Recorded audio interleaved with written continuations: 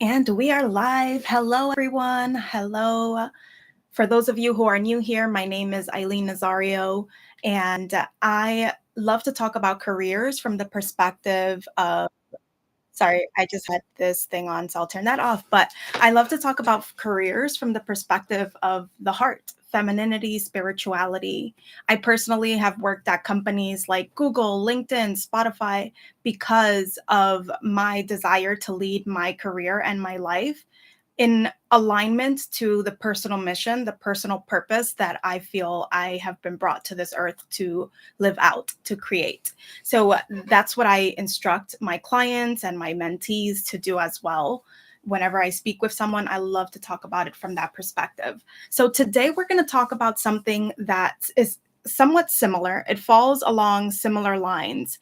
As you prepare for major career and life transitions, I would love to chat about one of the biggest challenges that you might face while you're going through that transition. And that is the encounter or the tug of war between your head and your heart, and navigating the indecision, the painful experiences that might come up as your head and your heart are pulling you in two different directions. How do you really reconcile that battle, that internal battle? So let's dive right in. We're going to talk about when you are deciding to transition careers. And give me one moment. I'm realizing that the camera's acting kind of strange. So let's see.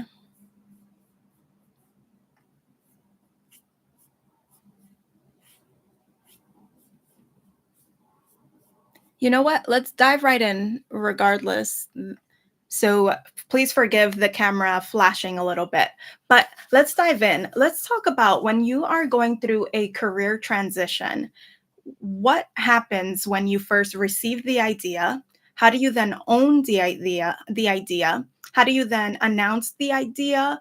And then lastly, how do you normalize this new life that you are living? So, when it comes to first receiving the idea of career transitions, I like to view it from the perspective of the idea coming to you in various different ways. So, for me personally, the way a career transition transpires or comes to be is that I first have had the idea on my mind for a really long time. Um, it's like the idea popped in my mind 2, 3 months ago, a year ago, et cetera, et cetera. So it's been on my mind for some time, and therefore I know that I have been slowly coming into alignment with bringing this idea to life. Another way that this idea might come to you is that you can get a hit of inspiration. So you wake up one morning and you feel inspired to make a change in your life. You get inspired to switch from one industry to another. You get inspired to learn a new skill.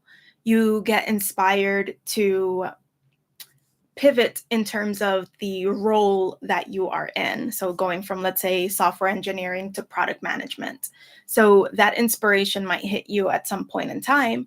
Or another way that the idea comes to you is that you are forced to make a change. I know there are a ton of people currently experiencing layoffs. There are a ton of people currently figuring out what to do as a result of those layoffs. So, this is when a change is forced upon you. And a career transition isn't just like changing jobs, it's also going from one state to another, like being employed to being unemployed. It can be anything of the sort. It can be a pivot, it can be a literal small shift in direction, or it can be a huge shift in how you're literally spending your days. Because if you go from having a job to being laid off, for example, you're going from waking up at 9 a.m. in the morning to start working to waking up at whatever time you want to try to figure out what direction you're going to go in your life. So I just want to make that clear when it comes to career transitions. There can be many facets of what a transition looks like. Like for me personally, I just went through the experience of leaving my corporate job so that I can focus on the various portions of my life that I want to spend the most time on, which is the learning aspect. What do I want to learn? How do I want to make myself better and improve? Physical activities. So, how do I keep myself fit? And then my abundance in terms of making an income, building out my business, and being more self expressed. So, even that in and of itself is a career transition. So, what I really want to say about receiving the idea is that for me personally, and what I talk to mentees and clients about, is having a clear direction that you want to go in life. And this is what I mentioned earlier. When I am going through any career transition, I like to view my career and my life from the perspective of what am I building? What do I want to tell people when I'm 18 years old? What is the story I want to tell when I'm 80 years old? What story do I want to tell to my grandkids, for example, to my children, about the career that I've lived, about the life that I've lived? So when I am making career transition decisions, it makes it so much easier because I know where I'm headed. So that's what I want to instill upon you guys today here as well. When you have a very clear idea of where you're headed, so you have a vision of what you want your life to look like, your career to look like, when you have a clear understanding of what excites you, what gets you moving, what gets you going, this makes career transition decisions so much easier. And when you receive the idea, you receive it from the perspective of who do you want to become? How can you use this idea to guide you towards the next stage, the next phase of creating the life, the legacy that you want to create in this lifetime? So, thank you guys for being here. Hi, Kiara. Hello, everyone. Thank you so much for joining. I'm so happy to see you here. Um, and so that's what I like to think about it. So, how I like to think about it, how is this decision that I'm going to make, whether I go this route or this route, either of those directions, how will they lead me to the life that I want to create? So, you can do this from a very heady perspective, like looking at numbers, being very calculated in terms of how you make this decision, or you can really allow your heart to lead the way. And the way I like to allow my heart to lead the way is through, firstly, what I mentioned, having the vision of wealth, of well-being, right? So wealth is not just money. Wealth is also the relationships you have in your life. Wealth is also the opportunities you create for yourself. Wealth is also the relationships you've built in your life. So this is all part of living a wealthy lifestyle. So when you are envisioning what your personal wealth looks like, what do you envision? And what do you want to create in your life? So you can do it from a heady perspective, or you can really tap into your heart. So if you take a moment to close your eyes and sit still, not ask anyone for a moment. Grab a journal, sit still, put your journal to the side, grab your favorite pen. I love having like colorful pens and gel pens of pinks and purples and blues because it really gets me in a creative space. So if you close your eyes, you sit still, and you really just like put your attention on your heart, what ideas come to you? What thoughts come to you? Listen to what hits you. And what hits you might be a quiet little idea. It might be just a little whisper of an idea, right? Like, you know what I would really want? And the thing that you dare not even whisper to other people is, I want this kind of a house. I want to live in this kind of a city. I want to have this kind of a job. I want to spend my days not in a very people oriented manner like I was when I was in marketing, was very people oriented. I want to spend my days really just focusing in on my work and being more individualistic in my work. So for me personally, that's where I went from marketing to engineering, because I really like sat still with myself and listened in to really hear the fact that I get exhausted having to work consistently day in and day out with people.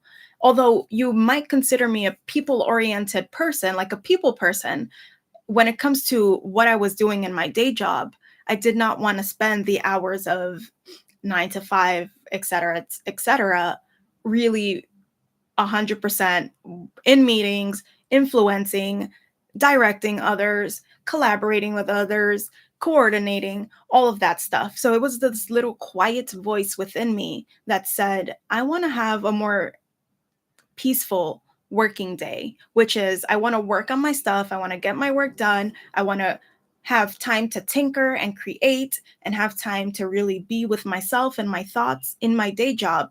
And I want to learn how to build on my own. And that's where the idea hit me to move from marketing to engineering. Because for me, I was marketing the products in the tech industry and I knew how to sell, I knew how to create content, I knew how to create campaigns, collaborate, coordinate with other people. But what I didn't know was how to sell those very products that I was building. So you guys know when I was in marketing, that's when I was at Google doing branding. So if I could do that, why can't I build the actual products that I'm selling?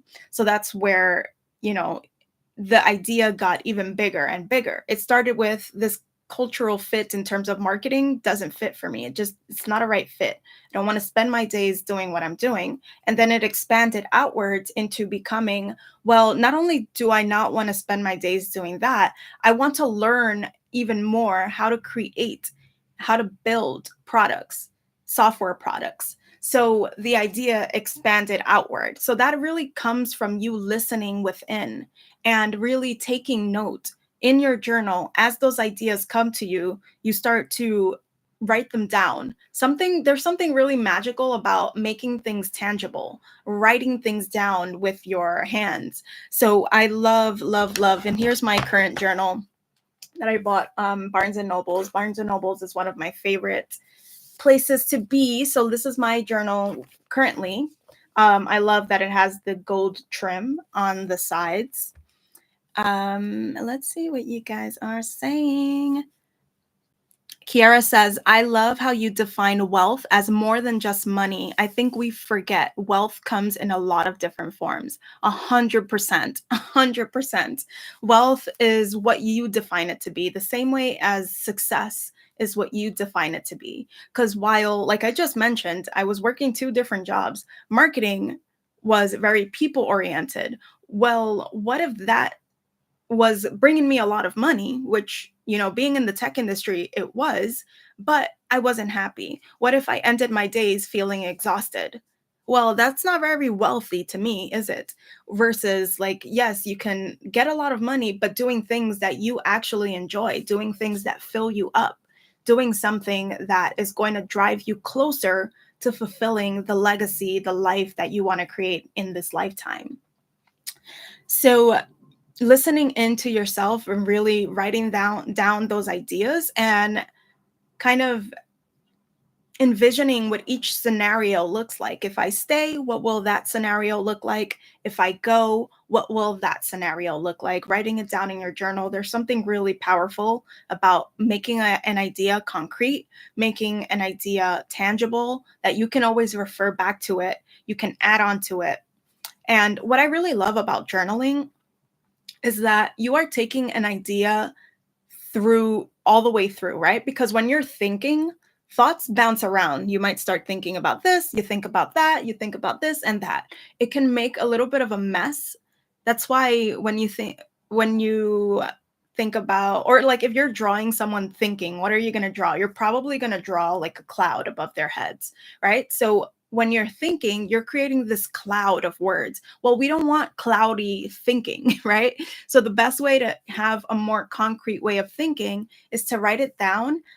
Take one of those ideas that are floating in your head and pull the thread all the way through until you complete the thought. Because when we're just thinking, we have all of these incomplete thoughts because we're bouncing around from one thought to another. Versus if you're writing something down, you can pull the whole thought, unravel the entire thought apart, and then you have clarity. This is where clarity comes from. So quick announcement I wanted to share. I will be releasing a new program, a new course called The Energetics of Career Transition. So, this is something that I am super, super, super excited about because when I created the Ignite Your Job Search course, which many of you have already heard of, um, when I created that, the intention that I had for that was I wanted to really focus on the energy part of it. I really want to focus on the emotions, the roller coaster ride of career trend of pretty much getting a new job, et cetera, et cetera. Hi. Hi, babes. Hi, Min. Nice to see you. I really wanted to focus on the energetics, the emotional aspect, the spiritual aspect. But when I was creating the course, I really by the end of it, I realized I was focused more on the logistics of the job search, fixing up your resume, um, networking, how to do research on companies, how to interview really well, how to negotiate, all of these really tactical things that are very important when you are going through a job search. But what I didn't get to focus on so thoroughly was the energetics of transitioning, right? Even if you're moving from one job to another, that's a career transition. If you're switching careers, that's a career transition. If you're switching roles within the same company, that's a career transition. So what this Energetics of Career Transitions program slash course is going to help me do is really focus in on the emotions, right? How do you get past rejection? How do you get past the fear of like reaching out to someone when you're networking? How do you get past the fears, or how do you think about asking for referrals when you want a new job?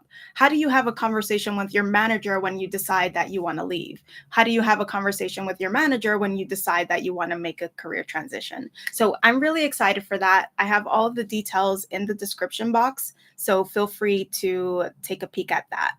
So let's dive into the next portion of this career transitions video when it comes to owning the idea. So you've already received the idea. What happens when you want to own the idea? How do you get really clear? How do you get really decided? How do you get really convicted when it comes to creating this transition in your life? So the way I like to view it is that deep down in your heart, you already know what the right decision is. So you've already done all of the thinking, you've already journaled about it, you've already sat still, listened to your heart, and now you have to really come to a place where this is a decision that you're 100% going for, right? Like I'm going for that new job, I am going for the shift in roles, I'm getting a different skill set to transition into a new industry. So this personally happened for me when I was deciding to go into engineering. I had to go to a coding boot camp. I decided I wanted to go to a coding boot camp. And the way I did that was first I did a ton of research to understand what does it mean to learn how to code. Where do you start? What courses do you start with? What languages do you start with? So I spoke to a ton of people. I did a lot of research online. I watched a ton of YouTube videos. I started learning by taking online courses, these like smaller courses online, going to events, and really just building momentum towards if I were to take the route of switching from marketing to engineering, what will that look like for me? What will that path look like? And it was a really safe space to do this because I still had my job, right? I still had my day job. So I could maneuver around what the momentum I want to build is within that new industry. And you can do that in a way that allows you to gain a lot of perspective, gain a lot of um, understanding and a lot of knowledge as to what that path looks like before you even make the decision. So that's what I love about the concept of owning the idea. You can slowly build up your conviction with your decision by taking action in the direction of the decision before you even make it, if that makes sense. Let me know if that makes sense to you guys, because I think this is very, very, very important. When you are making a career transition decision, you can start building momentum before you make the decision, before you solidify the decision. So, for example, when I was thinking about leaving my job, rather than just leaving my job and then figuring it out, I started building momentum towards the thing that I wanted to create next. So I build myself an entire curriculum of what I want to spend my time on when I leave my job. I started creating content around that thing. I started ideating around what kind of business I would create. And all of that helped me build momentum before I even left my job. If I decided this wasn't a path for me, I can easily just change my mind and stay where I am. So it's very important that when you are in the process of creating these kinds of changes in your life, that you allow yourself the space, allow yourself the space to really feel into what that transition can look like, what that new lifestyle can look like, what that new job can look like, the new industry. So, really owning the decision through practicing it, owning the decision through putting yourself in the shoes of someone who has made that decision. And that helps me a ton. Um, Let me see. So, I have a couple of notes here. Let me see what we want to dive into.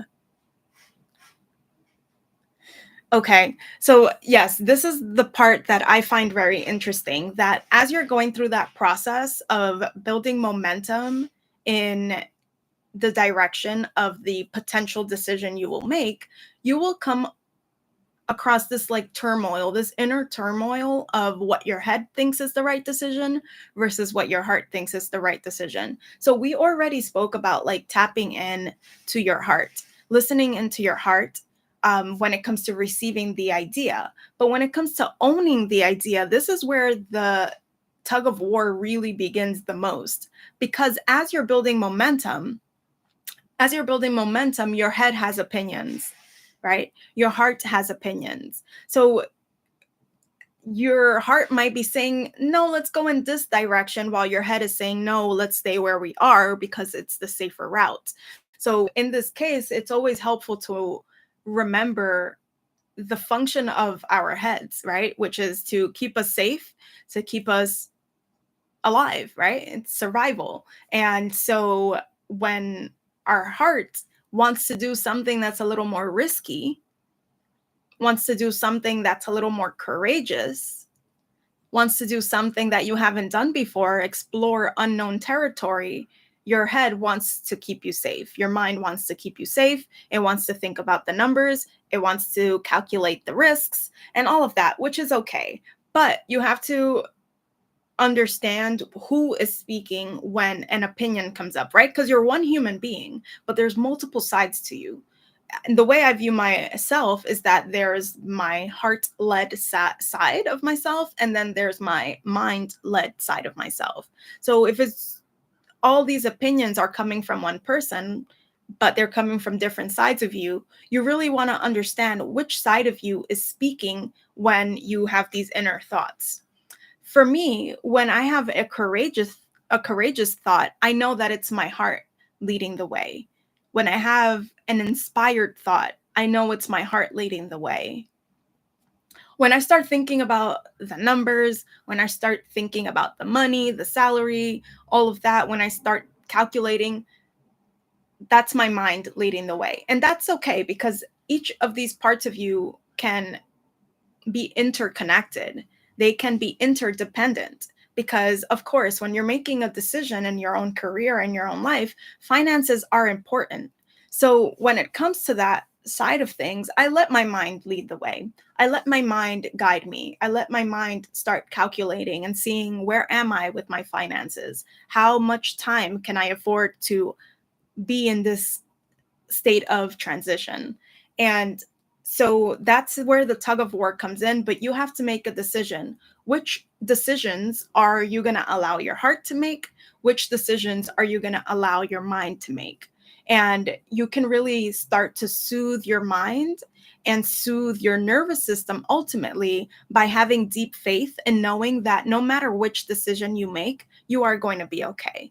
Especially if you have led your career from the state point of view of like savings, investing, making sure you're building a nest egg or a safety net in general. If you have from this point on led or from from the past up until this point have led your career from a financially responsible perspective, then you know you're going to be okay. So regardless of the decision that you make, you have something to fall back on. So when you're deciding to transition careers, even if you change your mind after the decision has been set in stone, you know that you're going to be okay. You're going to be able to switch directions again. You're going to be able to get a job at the same industry that you had before. You have this safety net in place, so you don't need to worry too deeply about it. It's like a friend of mine once told me, because I was trying to decide, I was in a rotational program. As I told you guys, when I was doing marketing at Google, I was in the associate product marketing managers rotational program where you get two roles in a span of 2 years. And during my second role, when I started having to decide which one was I was going to take, there were so many options within like the Google walls. There were YouTube, I could work at YouTube, I could work on Google Assistant, I could work on Android, all of these things. So I really had to decide where I was going to go next. And it was a really tough moment for me because I was weighing the options super deeply, like using my mind so much, where it's like, if I take the YouTube role, I would need to move to Singapore. And that would be super, super, super exciting because that's a new country. But if I do that, then I can't switch into engineering as easily because it's risky to go to Singapore and all of that. If I were to um, want to switch careers in another country, that'll be more difficult, especially since Google would have been the one paying for me to make that trip, to actually live in Singapore and all of that. So that was one decision versus the other decision is like if I were to stay in the US and get a job, a role here, then I can switch into engineering. So what one of my friends told me at that point in time was, Eileen, you're deciding between two really amazing options. It's like when you're getting into university, right? And you have one offer, or how do we say, acceptance letter for one great university, you have another acceptance letter from another great university. No matter which decision you make, you're going to be okay. So that really changed things for me because it made me realize that sometimes we go through these internal turmoils or moments of turmoil unnecessarily because regardless of the decision you make, you are going to be okay. They are both really good options. So this really helped me a lot because it helps you understand that if you walk in faith, if you walk in allowing the decisions you make to unfold, things will work out. Things will be okay. I love this one Bible verse that says like, do not lean into your own understanding. In all your ways acknowledge him and he shall direct your path. And I say take this very seriously because there are times where we don't know how things will unfold and we have to rely on faith. We have to walk in faith knowing that he is leading the way. He is guiding our steps. He is making sure that we are okay. So I personally believe that God speaks through our hearts. And so when I am in the process of like trying to balance multiple decisions, I really try to listen into my heart and see what desires are popping up within me. But this is the hard part, right? Because in order to hear your heart, you have to be still. You have to sit in quiet, in solitude. You really have to sit and listen in.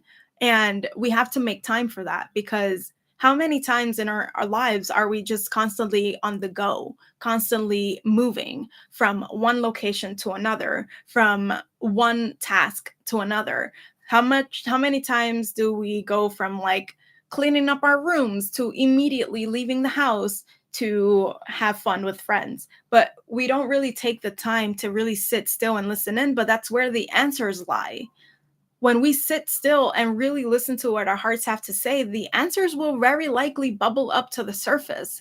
But We have to create time for that, especially if we are the type of high achievers that live a busy life and we're constantly moving, constantly on the go. In order to listen, you really have to create the space to either meditate, do yoga, play your favorite sport, um, journal. These are the moments where you are allowing yourself the space to really hear what your heart and your mind and your body are all saying so that they can align in one direction.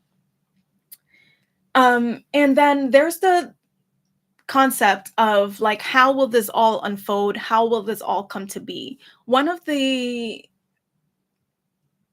imageries that I love to create in my mind is shaking the trees, right? So you don't worry too deeply about the how, because the how will come about as you build momentum. The how will come about as you take action. And for me, taking action is like shaking the trees. The An apple tree, for example. Apples will fall, right? And you start looking, picking up the apples, seeing which one you like, deciding you want this apple, so forth and so on.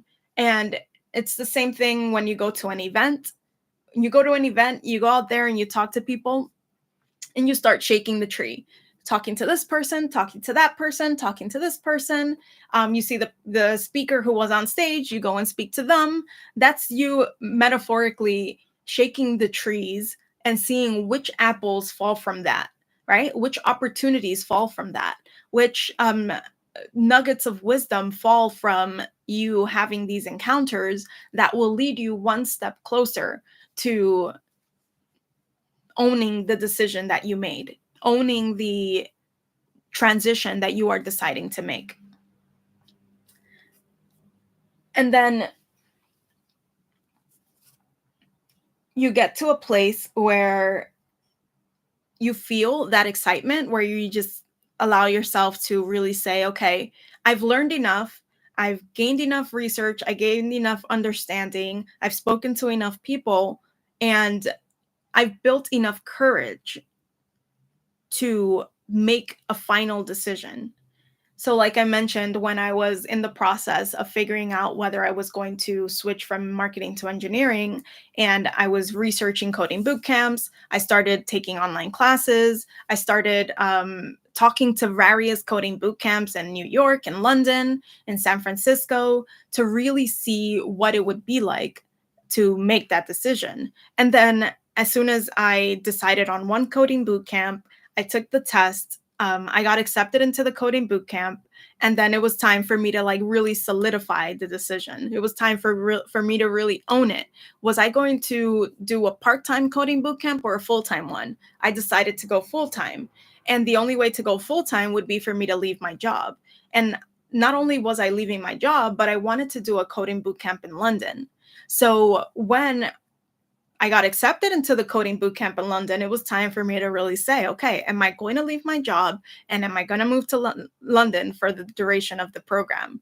So that was when I brought in other people, right? Like I started talking to my mom, I started talking to my brother, and really spoke to them about the various options that I had. That was after I listened to my heart. That was after I built momentum. That was after I did research, after I spoke to people, after I gained enough knowledge as I possibly could about the direction, allowing my heart to really lead the way in terms of who I speak to, allowing my heart to lead the way in terms of what kind of coding bootcamp experience I want to have, allowing my heart to lead the way in terms of whether I was going to go full time or part time. After I did all of that, then I brought in my family. Then I got opinions about what they thought, whether I should actually do this thing or not.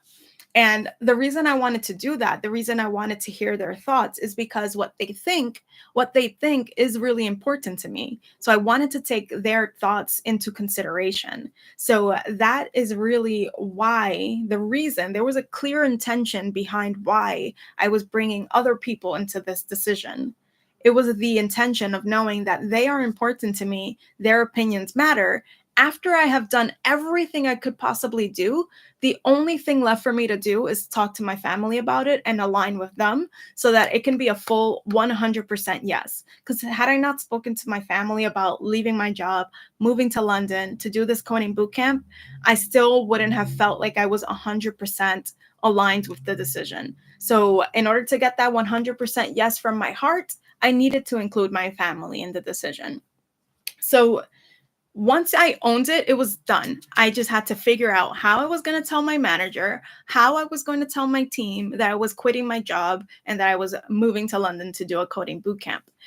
So, this is where the interesting bits come up because once you own the decision, telling everybody else feels difficult, but it's actually really, really, really easy because the only thing you have to figure out at that point in time is how are you verbally going to express your decision. There's no more back and forth in terms of like wishy-washy feelings inside of you of whether I should do it, whether I should not. So if someone comes to you, when if you tell your manager and he asks you the right questions, you might change your mind. No, there's no more of that because you have fully owned your decision before you actually pulled the trigger, before you actually made the decision, right? Made the decision in terms of like it's done, it's solidified, it's set in stone, and we're moving in that direction.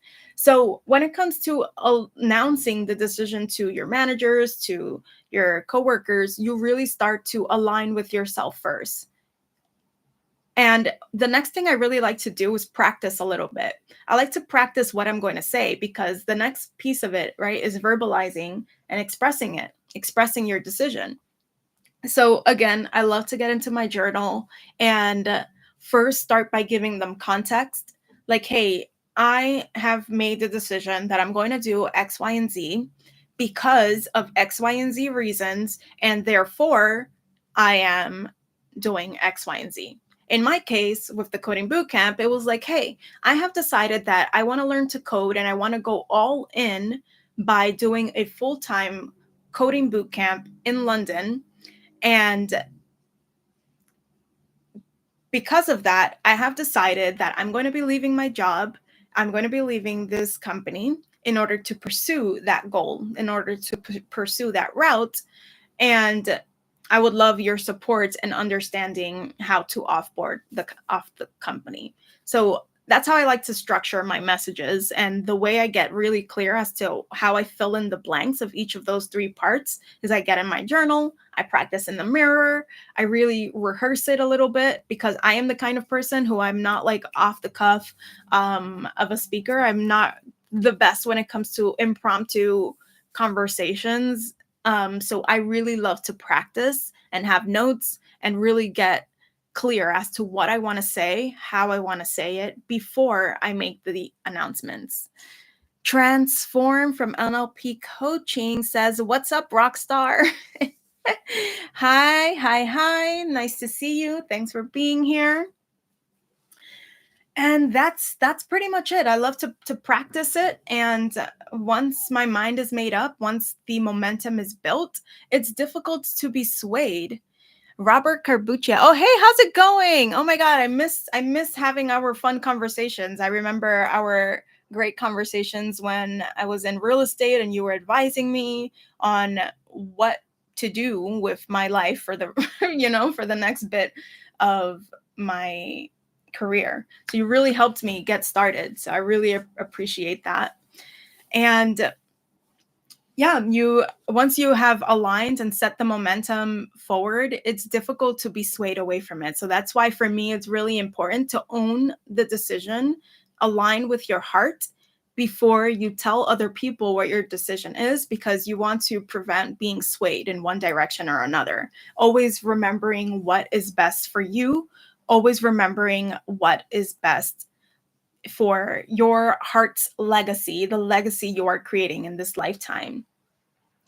So we're going to start wrapping this up. I want to talk a little bit about what it's like being on the other side. So when the going gets tough, let's say you made the decision, you decided to switch careers, you decided to leave your job, you decided to switch roles, et cetera, et cetera.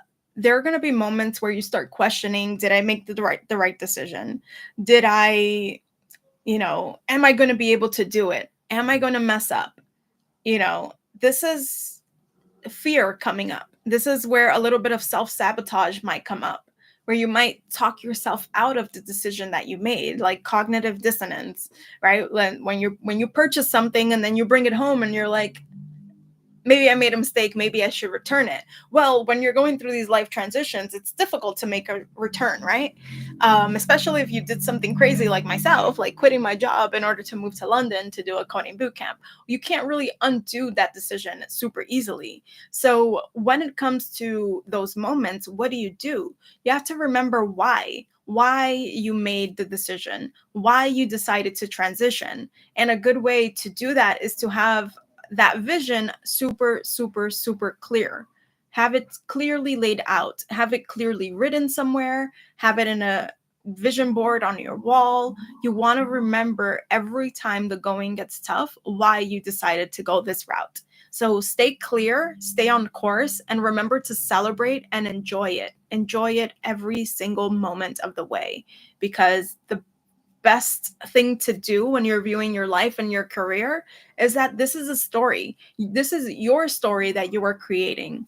This is your story that you are building brick by brick by brick. And it's supposed to be fun. It's supposed to be exciting. So that is all I have for you guys today. Thank you so much for joining me. I am excited to do more of these videos and work with more of you guys. And all of my details will be in the description box: how to receive coaching from someone like me, how to look at all of the different courses that I have available, from Ignite Your Job Search to the energetics of career transitions to entrepreneurship versus employment. So I have all of those little goodies for you guys in the description box, and I cannot wait to continue the conversation on our next video. Talk to you guys later. Bye.